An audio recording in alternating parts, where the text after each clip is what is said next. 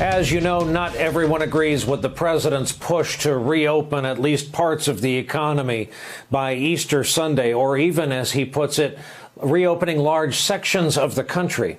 Funny thing about this virus, as we've said, it doesn't respect state lines or calendars. Here's what Microsoft co-founder Bill Gates had to say about relaxing social distancing measures in order to help the economy. There really is no middle ground. And it's very tough to say to people, hey, keep going to restaurants, go buy new houses. Ignore that pile of bodies over in the corner.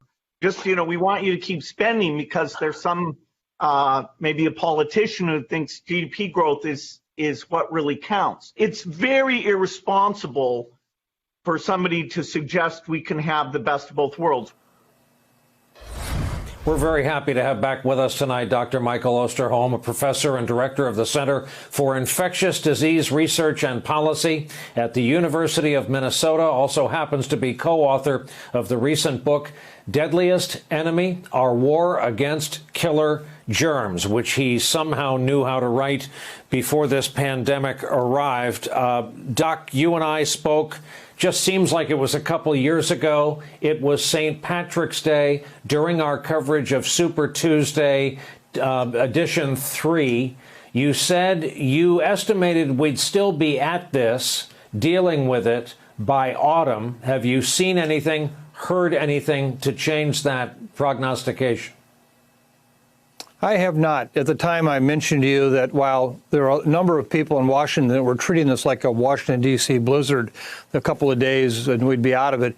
And I said at the time that this was going to be basically a coronavirus winter, and we were just in the first weeks of the season. Nothing has changed at all.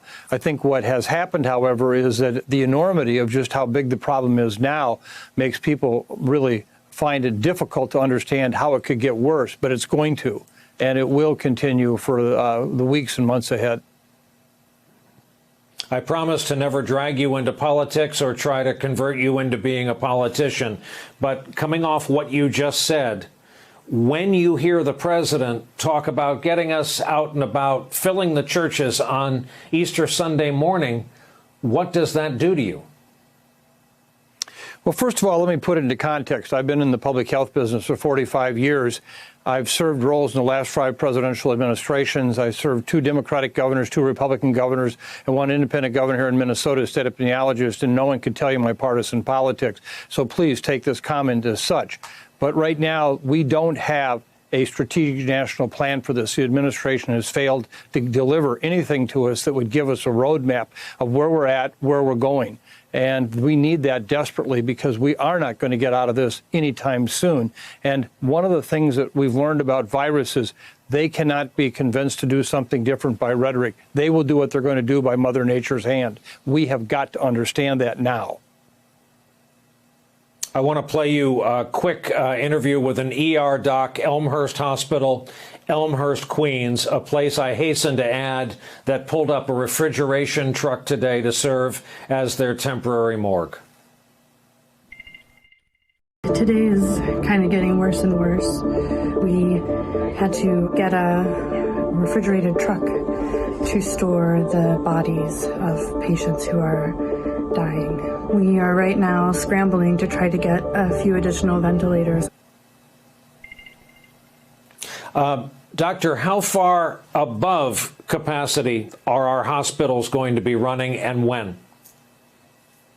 Well, first of all, I wrote a piece back in 2005 that talked about our lack of preparedness for a pandemic, and I wish it were 2005 again because we were much better prepared back then than we are now. We have basically gnawed our healthcare system down to the bone. There is no resiliency. On a given day, 95% of the beds are already filled. We have no excess capacity for ventilators. I think one of the greatest tragedies is going to be many of our healthcare workers are going to suffer this infection, and some die because of acquiring it at work because we don't have the protective equipment to protect them. And so I think this situation that's playing out in New York is obviously a very, very dramatic picture.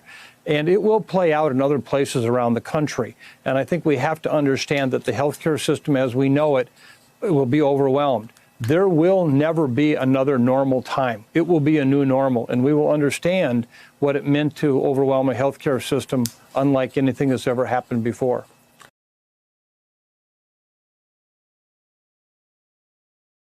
Hey there, I'm Chris Hayes from MSNBC. Thanks for watching MSNBC on YouTube. If you want to keep up to date with the videos we're putting out, you can click subscribe just below me or click over on this list to see lots of other great videos.